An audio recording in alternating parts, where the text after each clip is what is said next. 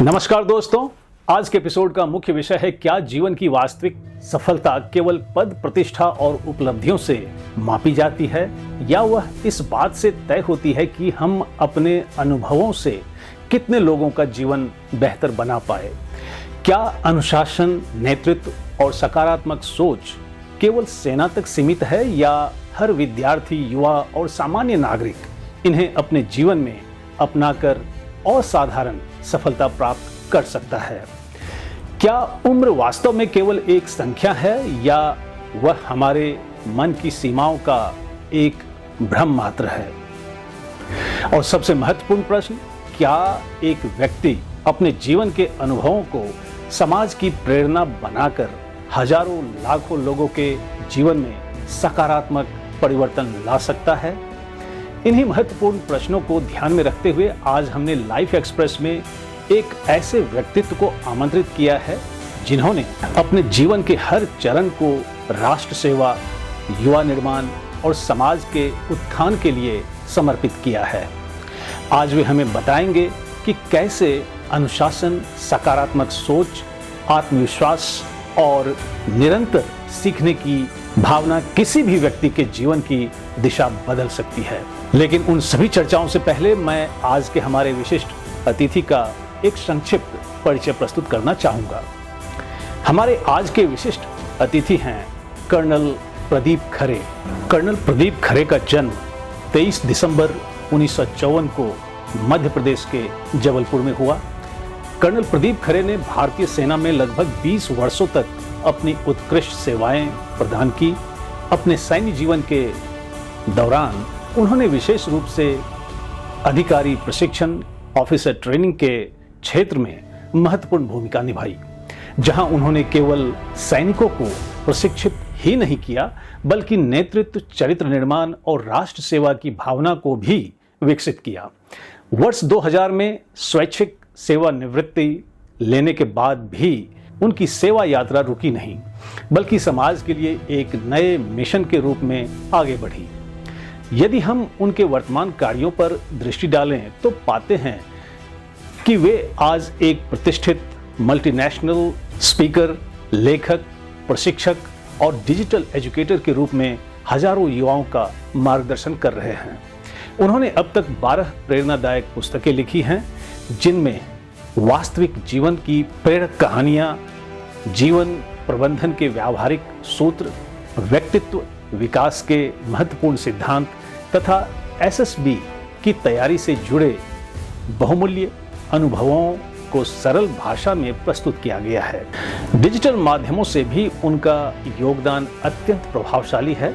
उनका एक प्रेरणादायक यूट्यूब चैनल है जिस पर 300 से अधिक वीडियो उपलब्ध हैं। इन वीडियो के माध्यम से वे विद्यार्थियों, युवाओं, अभिभावकों और समाज के प्रत्येक वर्ग तक सकारात्मक सोच, नेतृत्व, आत्मविश्वास और जीवन मूल्यों का संदेश पहुंचा रहे हैं। उनके प्रेरणादायक विचारों को अंतर्राष्ट्रीय मंच पर भी समझा गया है।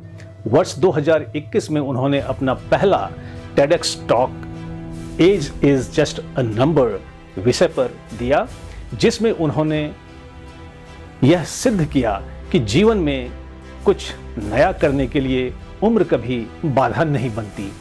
इसके बाद वर्ष 2026 में उन्होंने मानसिक स्वास्थ्य और मानसिक संतुलन जैसे अत्यंत महत्वपूर्ण विषय पर अपना दूसरा TEDx टॉक प्रस्तुत किया, जिसने अनेक लोगों को नई प्रेरणा दी।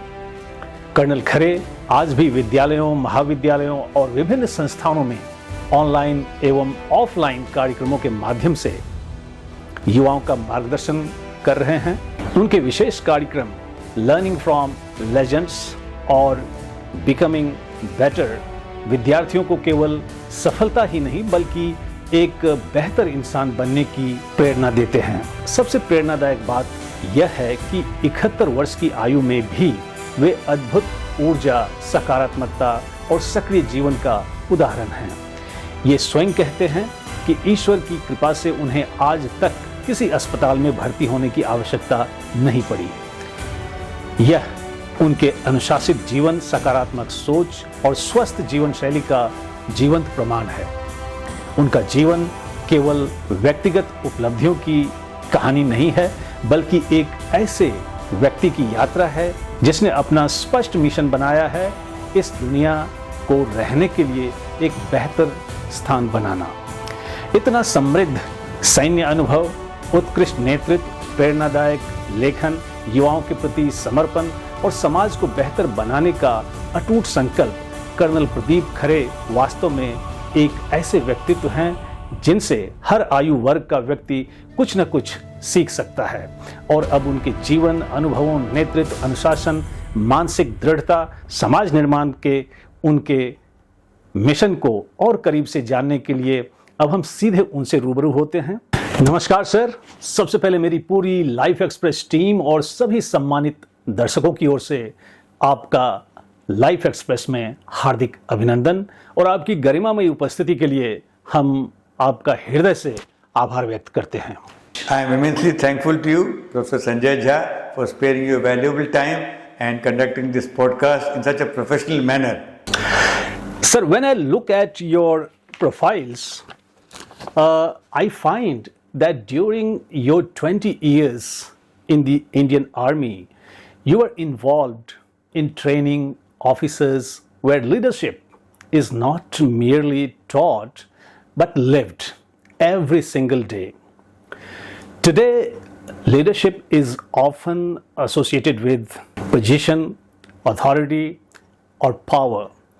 In your opinion, what truly defines a great leader? And do you believe our current education system is preparing young people to become such leaders? Over to you, sir. In fact, leadership in the army is of a different kind. We are guided by a credo which is called the Chetwood Credo. It is designed by Sir Philip Chetwood, who was the commander-in-chief during the British time, and it is written in the Indian Military Academy, and all the officers who pass out from the Indian Military Academy have to take this oath. And I repeat this: the safety, welfare, honor of your country comes first, always and every time. The safety, honor and comfort of the men you command comes next. Your own ease, comfort and safety comes last, always and every time. Which means that your country is first and the men you command, your subordinates, they are second, and your own self is always the last. So we are taught to take care of our subordinates. That is leadership. And whatever we are doing as officers in the army, we always ensure that whatever we are giving the orders to the subordinates, the officer should be able to do it in a better way. We don't give any orders to the troops which the officer cannot or does not do. Mm-hmm. And the quality of leadership, as we find nowadays, there are certain qualities of leaders which I want to highlight. And there are leaders like Dr. APJ Abdul Kalam. His whole life has been exemplary. His thoughts, his words, actions, everything show an exemplary quality of leadership. I would summarize that a leader always places trust in his subordinates. He always listens to them. He listens to their feedbacks, suggestions, and also implements them as and when possible. A leader always encourages subordinates. He grooms them, he motivates them, he trains them and helps them to become better persons. He always has a personal relationship with the subordinates. He knows the family, he knows the children, he knows their strengths and weaknesses, he knows what problems they have. So being aware of all these things, he is able to get the best out of his subordinates. That is true leadership. Secondly, a leader always takes responsibility of any failures. If his team commits any blunder, there is a mistake, then the leader will take responsibility himself. But if the team performs well, they succeed, then the credit of that goes to the subordinates. That is true leadership. In the present day, as you said, in the school or college curriculum, there is very little element which can develop leadership in the students. However, the students are advised to read biographies of great leaders, scientists, social workers, and so many of them who have made a mark for themselves in society. Secondly, there are so many books which they can read, inspiring books. They can take part in some social activities. Also, they can take part in games, co-curricular activities. So, after doing all these things, they will develop into a well-rounded personality and become an effective leader. Great indeed. All the points made by you, चाहे वो national priority के बारे में हो या leadership के बारे में हो या स्टूडेंट्स को अपने रोल मॉडल चुनने के बारे में हो, they all are so meaningful to be applied in one's life. And that will take me to the next question, which pertains to your TEDx talk. Your second TEDx talk focused on, mental wellness, a subject that has become, increasingly important, in today's what you call fast-paced world. Young people today are dealing with stress, anxiety, social media pressure, and constant comparison. So, from your experience, is mental resilience something people are born with, or is it a skill that can be developed? If it can be developed, where should that journey begin? Yes, over to you, sir. In fact, as you rightly said, the youth these days are facing all these challenges. There's a lot of stress among the youth. And there are several reasons for that. There are 4 factors I would like to highlight. One is the parents. Sometimes the parents force their dreams upon the children. Next, the teachers. Sometimes the teachers also have undue expectations, unrealistic expectations from the students. They put too much pressure at times by way of telling the student that they didn't get enough marks, they should get so many more marks. Then there's a peer pressure. The classmates, the colleagues, they all tell, I've got so many marks, and they see some other person has got so many marks. So they keep on comparing. This comparison is very painful. So another pressure is social media. Social media these days is full of all kinds of things, and most of the things are not relevant. They are not at all good for any individual. So they create unnecessary pressure on the minds of the students, because the social media portrays a life which is not real. It is not actual, but they give a glimpse of that life, and the student become addicted to that. They keep on seeing that time and again. This is also causing depression. Now, this mental resilience, as you said, it is not an inborn quality. I feel that it can very well be developed, it can be learned, and over a period of time, the person can become more and more adept to that. As I mentioned in my TEDx talk, that there are certain things which the students should keep in mind, that they should not keep brooding over any problems. They should realize that problems are a part of life. It will come in everybody's life. So, once the problem has come, and there may also be failures will be there. Everyone has to fail at some point of time or the other. So they should realize and accept failures as a part of life. And mental resilience, as they say, it is not that we don't fail in life. It is important that after failure, a person bounces back again. Correct. That is resilience. And if some failure is coming in the life of a person, he should not question why this happened to me. Rather, he should have a positive attitude and see what can this teach me. Because from every failure, we can learn something or the other. And mental resilience grows every time we face a challenge. And the best time of building mental resilience is today. It is never too late to start. But mental resilience is not that it is an inborn quality. It can very well be developed, and over a period of time, with practice, it can be enhanced. As I mentioned in my TEDx talk, that the youth, they should not keep brooding over their problems. If they have any problems, they should not keep quiet. So share with their friends, share with their parents, share with their well-wishers, and they will certainly get some solution. And if at all required, they can seek professional help. These days, counselors are there. They can always help them. But they should not neglect if they are having any mental depression or any symptoms of that sort. Now, to get over these problems, I suggest that we should develop an attitude of gratitude. Be thankful to God, for God has given us so many blessings. Then we should take proper diet, proper rest, sleep, and regular exercise. That is very important. Well, it was indeed so thoughtful of you. Especially, I liked your statement that we should, develop an attitude of gratitude. So nice. Even your, emphasis on competition among peers is really remarkable. I have also personally realized that too much of, competition causes, comparison, and too much of comparison causes jealousy. So we have to create a kind of environment in which we have to have cooperation rather than competition. So nice of you, sir. Now I shall shift my attention from youth to old age. As you know, most people consider retirement to be the end of their, professional journey.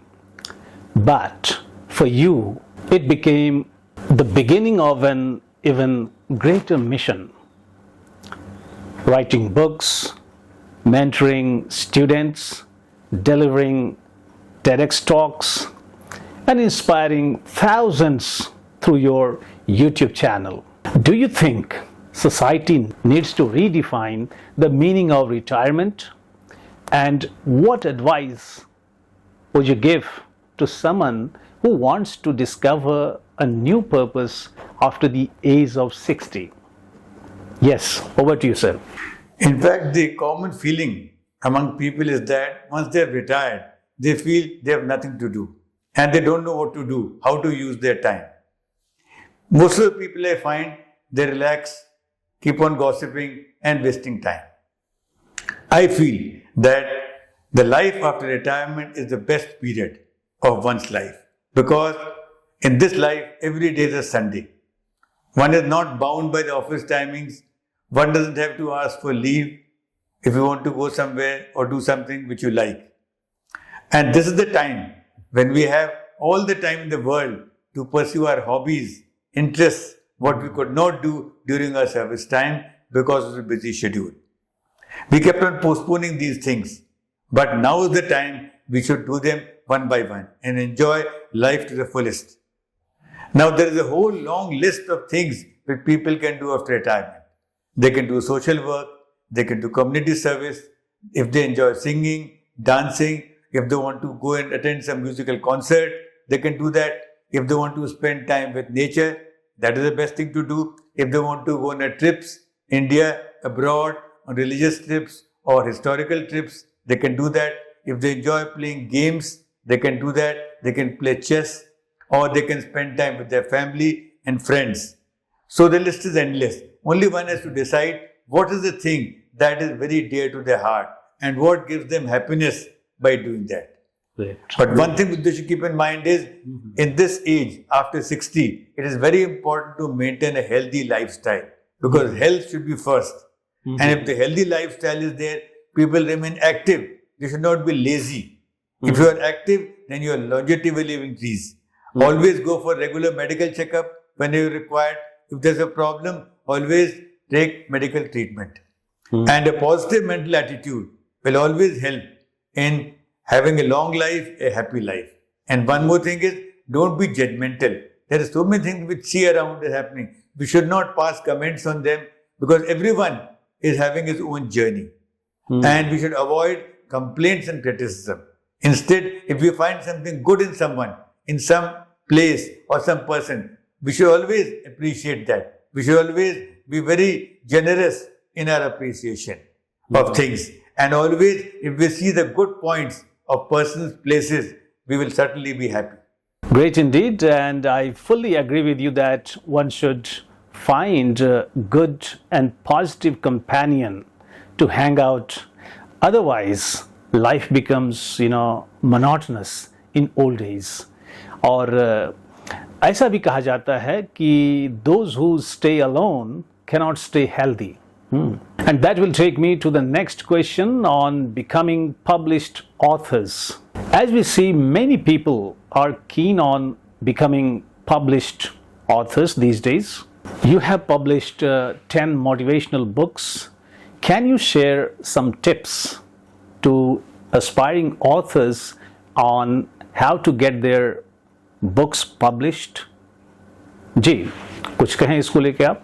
Yes, very good question. In fact, these days I find there's a craze among people, irrespective of the age. They all want to become published authors. And there is an industry which is called the self-publication industry. In this, everyone who has got some money, they get their book published by paying certain amount of money. But I want to tell you and share with all your viewers that there is another system of publication which is called the traditional system of publication. In the traditional system, what happens? The author has to make a synopsis of the book and he sends it to the publisher.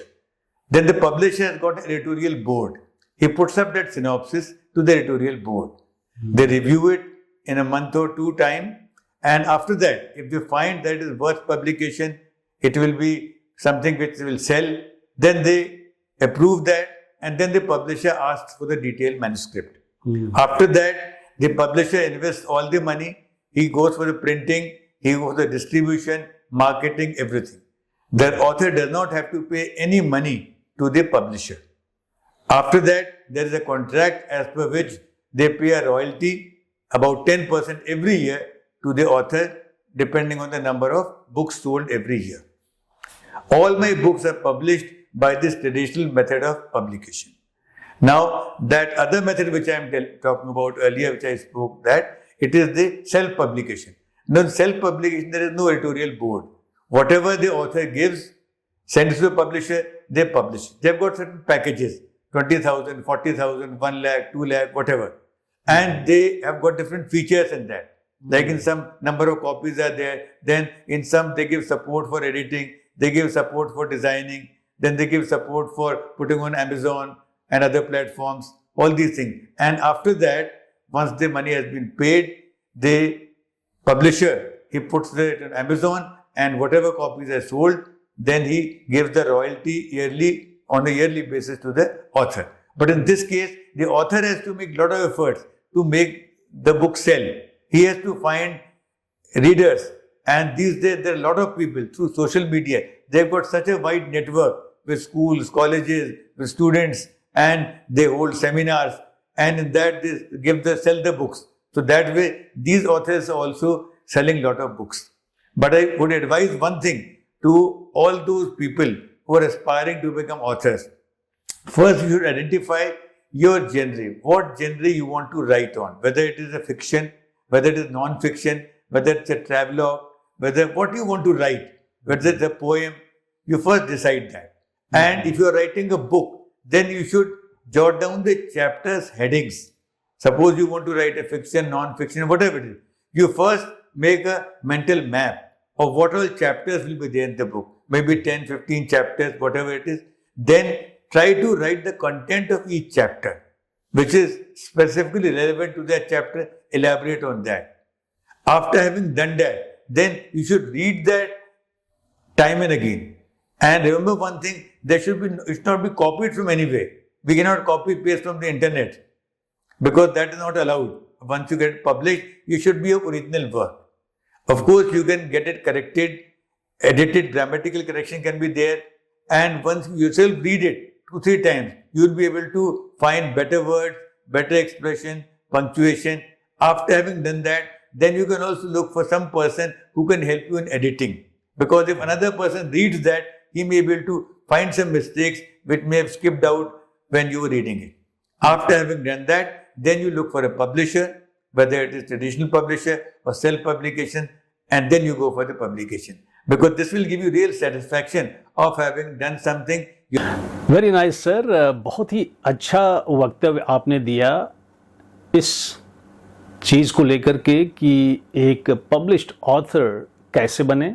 But the irony is आजकल जो हम normally देखते हैं कि writers are no more writers because half of their writings are done by, AI tools like ChatGPT and others. Most of the write-ups I have found are plagiarized or compromised in some way or the other. People are losing their writing creativity. So this has really become a big concern. Well, having said that, we shall move to the next question. Sir, you often say that your mission is to make this world a better place to live in. If you had the opportunity to introduce just one core value into every school, every family, and every young person's life over the next 25 years, what would that value be? And why do you believe it has the power to transform the future of India? Yes, over to you, sir. Very good question. This is close to my heart.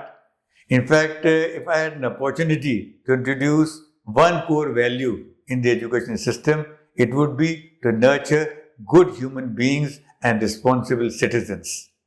Because that is one thing which is lacking in our society. If you look around, there are so many crimes, frauds committed by different people. They are not uneducated people, by the way. They are all educated, but they are brainwashed, they are perverted, they lack in values and social ethics.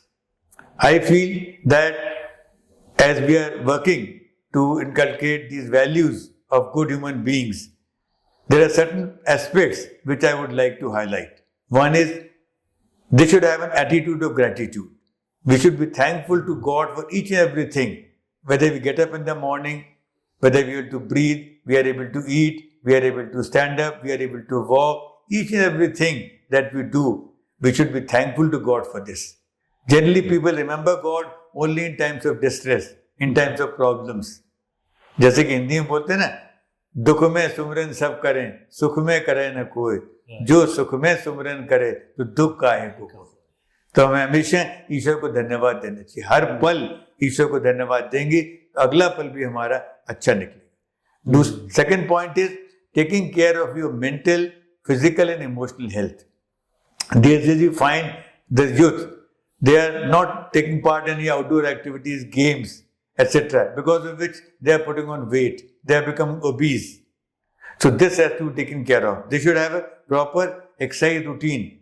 They should take care of their emotional health also. If there's any situation which comes in their life, they should not get disturbed.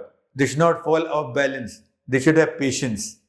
Then, so far as their mental health is concerned, social media is the biggest evil these days. It is filling the minds with unwanted information.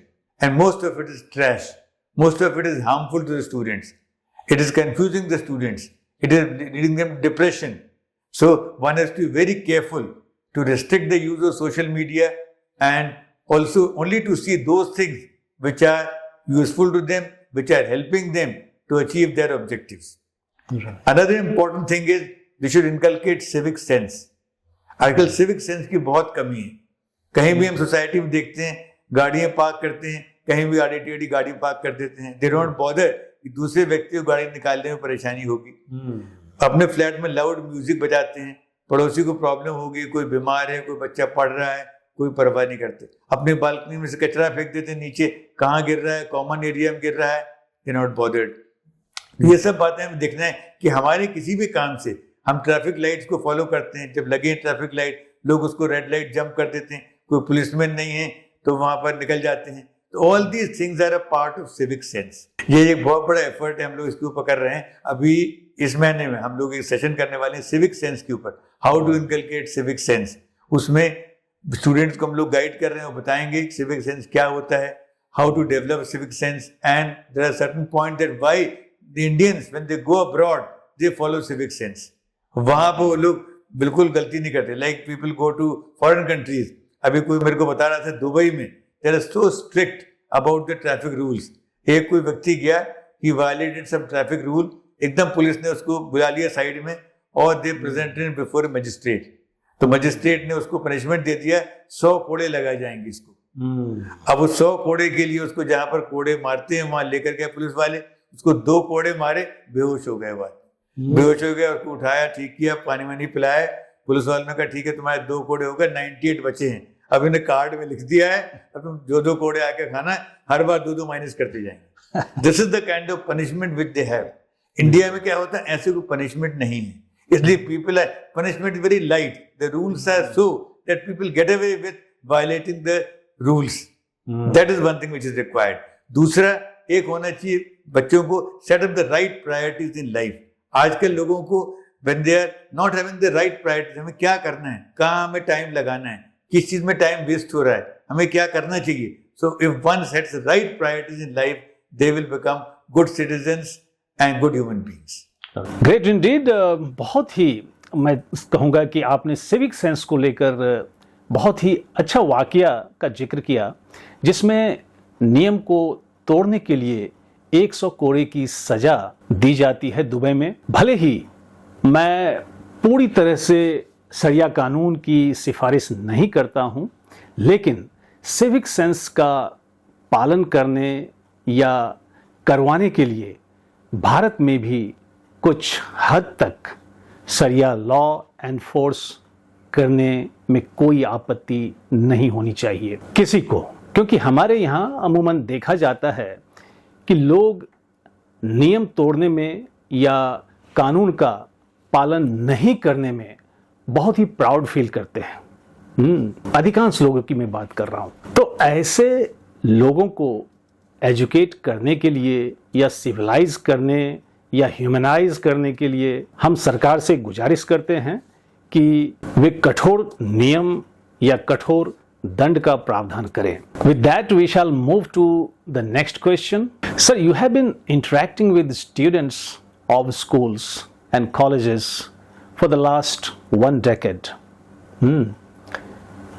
What, according to you, are the challenges they are facing and how can they be resolved?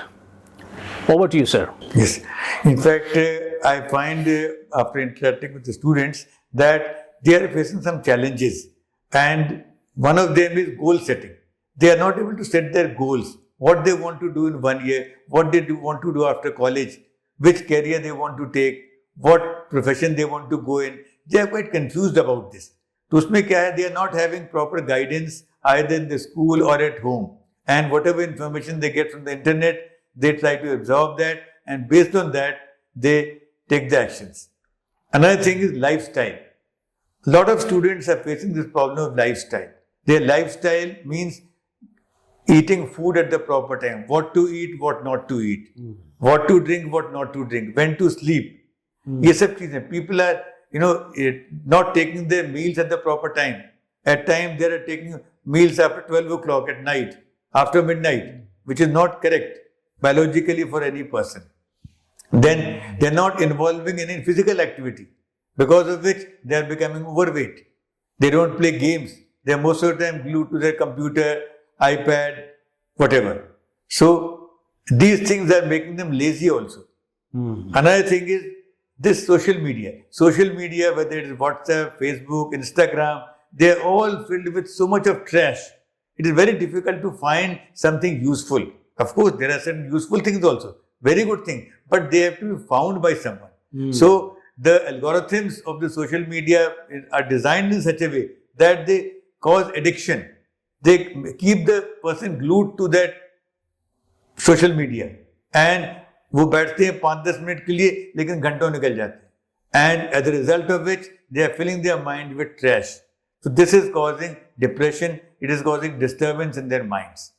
एक और चीज जो मैं देखी students में, they are only limiting themselves to reading their course books, prescribed books, sometimes help books, but they are not doing general reading. Whenever I go to visit any institution, educational institution, I go to the library, and when I find that how many books have been issued by the students, I find hardly any student have issued general reading books. And when I say general reading, it is required to widen the horizon of the student. If they will read books other than their course books, there may be fiction, there may be non-fiction, there may be books on adventure, there may be books on health, there may be books on hobbies. so many books are there. And libraries are full of books, but they're gathering dust there. They don't read them. So I always feel that student who's preparing for any career, any profession, or even life, they should develop the habit of reading general books. And even if they make a target that they will read one book in 1 month or 2 months, at least in a year, they can read 8 or 10 books. Another thing is handwriting. One very surprising thing is these days everything is on the tab. It is a mobile or it is a laptop. So people are not writing. In earlier times, handwriting was paid great importance. Even the teachers used to check the students' handwriting. They would give them tips on writing, how to form the letters. Now these days they say everything is online. But they should remember, your board exams are not online. You have to write for 3 hours. College, university exams you have to write. UPSC exams, you need to write a 3-hour paper. And for writing for 3 hours, I find students after half an hour, their handwriting becomes bad. After 1 hour, it becomes worse. And after 2 hours, they cannot read what they have written. How can the examiner read that? So, I always advise the students, take care of your handwriting. Practice handwriting at least once in a week. On Sundays, holidays, sit down with a pen and paper and write. Practice writing at a stretch for 1 hour, 2 hours, and finally 3 hours. Because if you are not able to write clearly, how will the examiner read? How will you get marks? So this is one thing which is required. Another point is rich culture and heritage. India has got such a rich culture, but the students are not aware of this. They are at times only praising the foreign countries. They are praising America. They are at times downgrading India, that India is a useless country. There is nothing there. There is no patent, no research done here. But they should know that what a rich culture India has got. Excellent. Given the time constraint, I shall take one more response from you regarding TEDx again. As I found in your profile, you have had the privilege of delivering 2 TEDx talks on thought-provoking subjects. Could you share your journey of becoming a TEDx speaker? What qualities, preparation, and mindset are essential for anyone who aspires to stand on the TEDx stage and inspire a global audience? Over to you, sir. In fact, the TEDx talk, it is a national platform. Actually, there is a TED conference, and TED stands for Technology, Entertainment and Design. This is in USA, and they have a conference once in a year where they invite speakers from different fields to share their ideas with the people. Besides that, TEDx is there. TEDx stands for Independently Organized Event. In fact, all over the world, there are TEDx talks happening almost every week in different cities, different countries, different dates. So these are independently organized events, but there are certain guidelines which they all follow. Now, basically the guidelines of TEDx are that the person, it is called a talk, it is not a speech. So it doesn't have to be a speech. When it means talk, that means you're talking to the audience. You're interacting with them. In a way, it is inspiring the audience. And the tagline is ideas that inspire. So you should share an idea which should make a difference in the lives of people. And these should be related to the common happenings in society. Whatever things are happening, whatever experiences people are facing. So they encourage people to come forward and share the experience. Ideas worth sharing, as they call them. Now, the guidelines are that the maximum length of the talk is 18 minutes. It should be anywhere. There are TED Talks even as short as 5 minutes, and they're very popular. So it has to the point. Secondly, it has to be very closely knitted and drafted in such a way that you share one idea and elaborate on that idea. You should not be having a number of ideas. Then they don't allow any promotion of products. They don't allow anyone to talk on religion, politics, and they don't allow canvassing. They don't allow selling on this platform. And the speakers are not paid anything. Some people think that they get a lot of money by delivering TEDx talk. It is not like this. They don't pay anything. They don't charge any fees also. In fact, if somebody is telling you that they will have to deposit fees, I have heard from some people, they say that so-and-so is telling me, I will guide you to give a TEDx talk, you have to give 50,000 rupees. I said, no. He is taking money, but the TEDx does not charge any fees. They always, now there is if somebody wants to give a TEDx talk, deliver a TEDx talk, there is a portal on the internet. You type TEDx talks, you will find the portal. On that portal, there are drop-down boxes. In that, there are countries, first of all. So if you select India, then in India, there are certain dates. When they list the month, they will say whether you want to give in March, April, whatever month. Choose that month. And one thing I would like to say that the speakers are finalized about 2 to 3 months before the scheduled date. So if you are looking for delivering a TEDx talk, don't go in for a talk which is happening next week or next month. At least give a time of 2-3 months ahead. Then you select the location, which may be your city, it may be close to your city, or wherever if you want to travel, if you can comfortably go and travel to that place, select that place. But don't select a place where if you get selected for that, you are not able to go there. Then also see the time schedule, your dates. Whichever date are suitable for you, you select those dates. Then there's a theme. Every TEDx talk has got a theme. Like the one which I delivered in April this year, it had mental wellness. There was a cyber security. 3 themes were there. So you choose the theme. Now that theme should be your area of interest. You should be very close to that. Don't choose a theme which is not of interest to you. So you choose the theme, choose the city, choose the date. Having done that, then there is a system of sending your proposal. They have given an email ID in every TEDx talk. So on that email, you should send your profile. What you have done in your life, what is your area of interest, what all you established something, what you have done for society. Especially, it is not that the person who got 50 crore rupees, he can give a TEDx talk. No, money or wealth is not the criteria. You should, what have you developed as a person and how you can make a difference in the lives of others by sharing your experiences. That is what they want. So, if you make a proposal, send it to them by email. They have got a committee there. They will decide because there are 6 to 8 speakers in every TEDx talk. But on an average, there are always more than 100 applications for these 6 or 8 slots. So the committee goes to the profile of all the people who have put up their proposal and then they select 6 to 8 depending on the vacancy there and then they send them an invitation. After getting the invitation, then you are supposed to accept that invitation and also send them a detail of your talk. They want a detailed script to be approved. Every word that you're going to speak there, it has to be written first and sent to them. And the duration should not be more than 18 minutes. It has to be less than 18 minutes. Once that is approved, then you go and give your talk and there's a red circle there. You standing on the red circle itself is an achievement of a lifetime. And once that talk is recorded, it is accepted and then they send it to the headquarters in USA. They are the ones who upload on that platform. When you see the TEDx site on that, this talk, once you deliver the talk, it will be uploaded on that. And then the whole world can see that, listen to your views, and that is a great sense of achievement. Very nice, sir. I just have a small query here. You said TEDx stands for technology, entertainment, and design.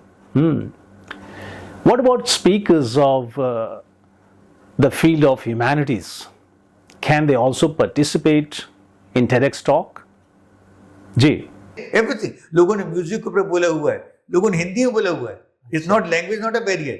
Even Hindi में, मराठी, जिसमें बोलना बोल सकते हैं. बहुत से उनके topic बहुत वाइड हैं. There are at least 15-20 topics. वो तो नाम है technology, entertainment and design. But they have got people who are speaking on different aspects. बच्चों ने दिए हुए हैं, बड़े लोगों ने दिए हुए हैं. There is a person 90 plus who is sitting on a wheelchair. He gave a TEDx talk. तो बहुत स्कोप है, बहुत ज़्यादा. Excellent, sir. I really appreciate you for giving such a detailed information about how to become a TEDx speaker. Frankly speaking, आपको जितना सुनूं उतना ही और सुनने का मन करता है, लेकिन समय की थोड़ी मर्यादा है, इसलिए अब हम सत्र के अंतिम प्रश्न की ओर बढ़ेंगे। और चलते चलते आपसे आग्रह है कि आप हमारे दर्शकों के लिए या इंटेलेक्चुअल व्यूअर्स के लिए या समाज के लिए एक शांति संदेश दें, ताकि हम एक बेहतर समाज का निर्माण कर सकें। जी, मेरा यही संदेश है कि हमें समाज में अच्छे इंसान और जिम्मेदार नागरिक बनाना चाहिए, जहाँ तक हो सके इसी में हमारे देश का अच्छा भविष्य है। Sir, we are immensely grateful to you for your scholarly presence with us today। और शिक्षा जगत तथा मानवता और समाज के लिए आपके उत्कृष्ट व सराहनीय कार्यों के लिए लाइफ एक्सप्रेस की जूरी ने आपके लिए एक अवार्ड की घोषणा की है, और वो अवार्ड है life express icon of India award. और आपके इस उपलब्धि पर मैं आपको अपने सभी इंटेलेक्चुअल व्यूअर्स की ओर से ढेरों बधाई देता हूँ। Heartiest congratulations. God willing, we shall meet again in some other academic forum. Thank you. Thank you for connecting with us today. Thank you so much. I am immensely thankful to you, Professor Sanjay Jha, for sparing your valuable time and conducting this podcast in such a professional manner. I will always remain thankful to you for this award that you have given me. I think I live up to your expectations in all times. Thank you. LXP Icon of India Award is proudly presented to Lieutenant Colonel Pradeep Khare for his exemplary contributions to the Indian Army and Society on 22nd August 2026. आज के सत्र की समाप्ति मैं फिर कुछ आह्वान के साथ करूंगा, खासकर कर्नल प्रदीप खरे जी की बातचीत से निकले कुछ मुख्य अंश को लेकर। सबसे पहले कर्नल खरे ने बताया कि भारतीय सेना में सच्चा नेतृत्व सिखाया जाता है, जिसमें सबसे पहले देश, उसके बाद टीम के सदस्य और अंत में स्वयं को प्राथमिकता देना होता है।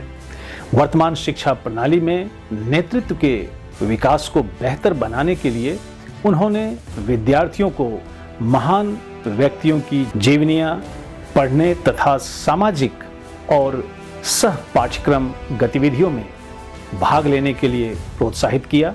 आगे उन्होंने कहा कि मेंटल रेजिलियंस जन्मजात गुण नहीं बल्कि विकसित किया जाने वाला कौशल है।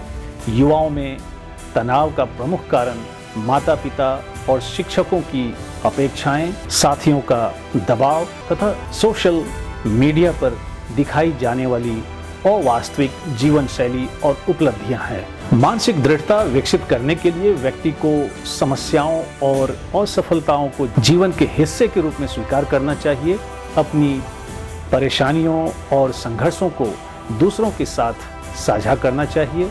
कृतज्ञता का अभ्यास करना चाहिए और स्वस्थ जीवन शैली अपनानी चाहिए। आगे उन्होंने सेवानिवृत्त लोगों से कहा कि सेवानिवृत्ति को जीवन का अंत नहीं बल्कि नए अवसरों की शुरुआत के रूप में देखना चाहिए। सेवानिवृत्ति के बाद व्यक्ति अपने शौक, रुचियों और सामाजिक कार्यों के लिए समय दे सकता है।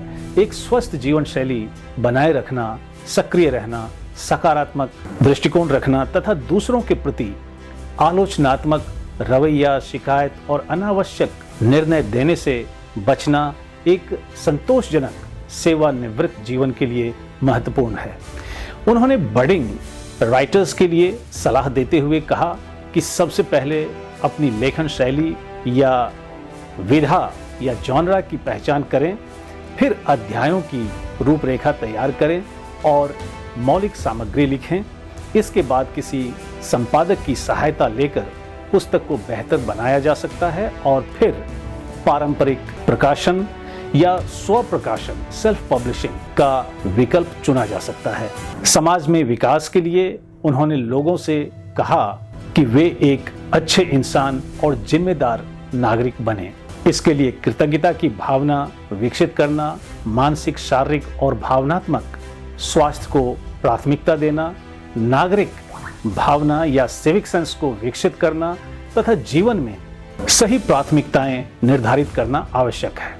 वक्ता भारत में नागरिक भावना की कमी की ओर भी संकेत करते हैं, जहां लोग अक्सर नियमों का उल्लंघन करते हैं और दूसरों की सुविधा तथा अधिकारों की अनदेखी करते हैं। विद्यार्थियों को लेकर उन्होंने कहा कि विद्यार्थी अपना सही लक्ष्य निर्धारित करें, स्वस्थ जीवन शैली अपनाएं, जिसमें संतुलित आहार और शारीरिक गतिविधि शामिल हो तथा सोशल मीडिया की बात को नियंत्रित करें।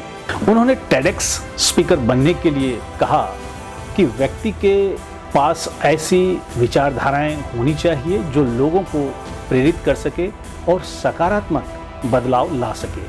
TEDx टॉक्स संक्षिप्त होने चाहिए, आमतौर पर 18 मिनट से कम, और उनमें केवल एक मुख्य विचार पर ध्यान केंद्रित किया जाना चाहिए।